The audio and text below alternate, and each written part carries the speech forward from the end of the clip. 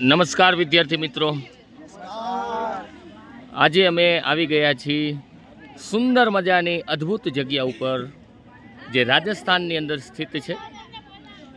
ખૂબ જ પહાડી વિસ્તાર અને જંગલોથી ભરપૂર એવી જગ્યા કે હર કોઈ લોકોનું મન છે એ મોહી લે એવી જગ્યા. અને એક વખત અહીંયા આવ્યા પછી બીજી વખત અવશ્ય એમને આવવું પડે એવી સુંદર નયનરમ્ય અદ્ભુત જગ્યા ઉપર આવી ગયા છે. ઇનોવેટિવ સ્કૂલ અને વિવેકાનંદ સ્કૂલ છે એ સાથે છે આ ટૂરની અંદર આવેલી છે. અને દરેક વિદ્યાર્થી મિત્રો છે એ આજે વનભોજનનો લાભ લેતી હોય એવું આપણે નજરે પડે છે. ઘણા બધા શિક્ષકો પણ ટૂરની અંદર જોડાયેલા છે, ઘણા બધા ડ્રાઈવર્સ મિત્રો પણ જોડાયેલા છે જે ટૂરનું ખૂબ જ સુંદર આયોજન સાથે અહીં બિરાજમાન છે. અહીં આ બાજુ શિક્ષકો છે, મિત સાહેબ છે, એમની પાસે આપણે જઈ અને થોડું આબુની આ જગ્યા વિશે અને આ ટૂર વિશે બે શબ્દો પૂછવા માગું છું. મિત સાહેબ, આપણે અહીંયા સોમનાથ મંદિરના સાનિધ્યમાં સરસ મજાનો આબુ પર્વત ઉપર સૂકી ભાજી અને થેપલાના બાળકો આનંદ માણી રહ્યા છે અને બાળકોને ખૂબ મજા પણ આવી રહી છે. આ થેપલા અને સૂકી ભાજી ખાવા સાથે અહીંયા બાજુમાં તળાવ પણ છે. સોમનાથ મંદિરનું બધું સૌંદર્ય રમણીય દ્રશ્ય સાથે બધા અહીંયા આનંદ માણી રહ્યા છે. બરાબર છે મિત સાહેબ, વેરી ગુડ. જાદવ સાહેબ, તમને આબુ વિશે શું લાગે છે? કેવું આ પ્લેસ રહ્યું તમારા માટે અને બાળકો માટે કેવું પ્લેસ રહ્યું? જોવા જઈએ તો આ પ્લેસ એકદમ કુદરતી સાનિધ્યમાં છે અને પ્રકૃતિના પરિવેશમાં આપણે અહીંયા ભોજન લઈ રહ્યા છે. શુદ્ધ હવા અને કુદરતી જે નજારો છે એ જોવા મળે છે. અને જ્યારે આપણે નજારો જોઈ, કુદરતી દ્રશ્યો, પહાડો, પર્વતો, ખીણો, નદીઓની જે વહેણ જાતી હોય, ઘણું બધું આપણને અહીંયા જોવા મળે છે.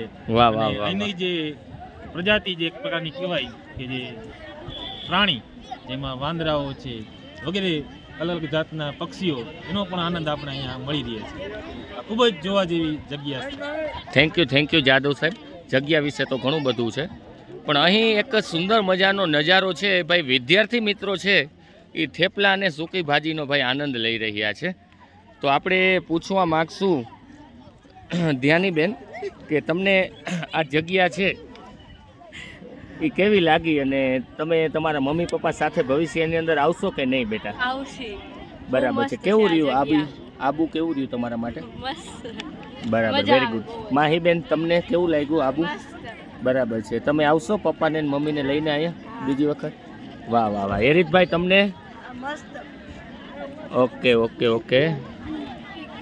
જોઈ શકો છો દર્શક મિત્રો, વિડીયોની અંદર દરેક વિદ્યાર્થીઓ છે એ થેપલા અને સૂકી ભાજીનો જે લાહવો છે, જે કુદરતી વાતાવરણની અંદર લાહવો છે એ લઈ રહ્યા છે.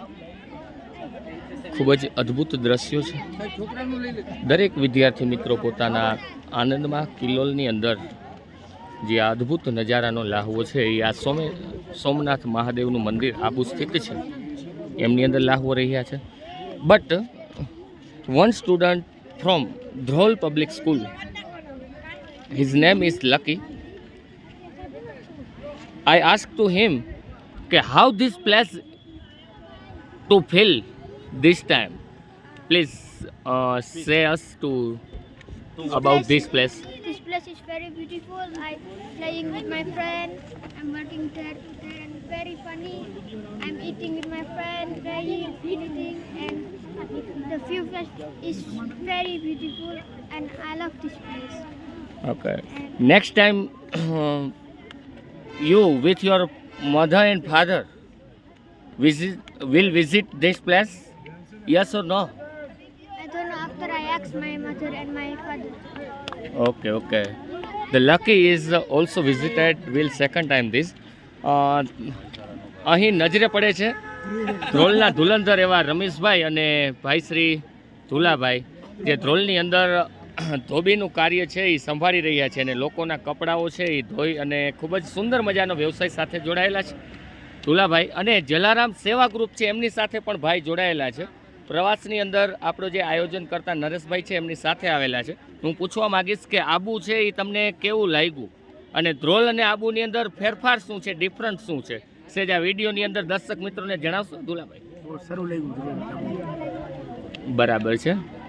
ગુજરાતની અંદર આવું એક પ્લેસ હોવું જોઈએ કે નહીં? Okay okay okay. બીજી વખત તમે આવશો કે નહીં આવો? વાહ વાહ વાહ વાહ વાહ, વેરી ગુડ. રમેશભાઈ, આ પ્લેસ વિશે બે શબ્દો.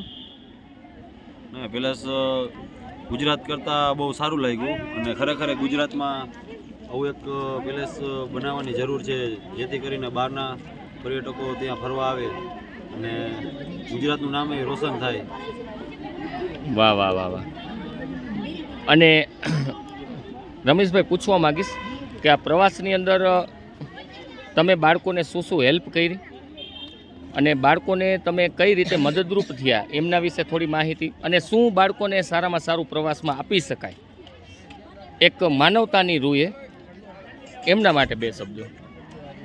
અમે તો જો મદદનું કહીએ તો ટાઈમસર બધાને ફરવા લઈ જવાના, જમવાનું દેવાનું અને કયા કયા સ્થળે લઈ જવાના એ બધું સજેસ્ટ કરવાનું, જેથી કરીને બાળકોને બધાને મજા આવે. બરાબર છે. અને સારી રીતે એન્જોય કરી શકે. વાહ વાહ. એવી સુંદર મજાની અદ્ભુત સેવા છે એ ભાઈ શ્રી રમેશભાઈ દ્વારા છે એ પૂરી પાડવામાં આવી છે. કોઈ પણ બાળકને કોઈ પણ પ્રકારની મુશ્કેલીઓ નથી પડવા દીધી. એમના માટે ઇનોવેટિવ સ્કૂલ આ તકે આભાર માને છે. ભાઈ શ્રી ધુલાભાઈ છે એમનો પણ આ તકે આભાર માને છે. અહીં મોટા બાળકો છે એ નાના બાળકોને પીરસી રહ્યા છે. ભાઈ શ્રી રાહુલભાઈ કેમ છો? યશભાઈ કેમ છો? આ બાજુ ગણેશભાઈ છે એ બાળકોને ખૂબ જ સુંદર મજાની સુવિધા છે એ પૂરી પાડે છે અને બે પગે સતત ખડા રહીએ છે. ગણેશભાઈ, આબુ વિશે બે શબ્દો. આબુ તમને કેવું લાગ્યું? આબુ અમને ખૂબ ખૂબ એટલે ખૂબ મજા આવી. બરાબર છે. આવું સ્થળ આપણા ગુજરાતમાં હોવું જોઈએ એકાદું હોવું જોઈએ.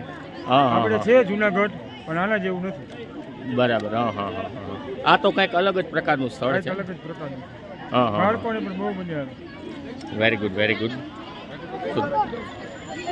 તો દર્શક મિત્રો, ક્યાંય ન જાવ પણ ક્યાંય ન જાવ તો ચાલે, પણ એક વખત આબુની મુલાકાતે અવશ્ય પધારો અને આ સુંદર નયનરમ્ય દ્રશ્યનો લાભ લ્યો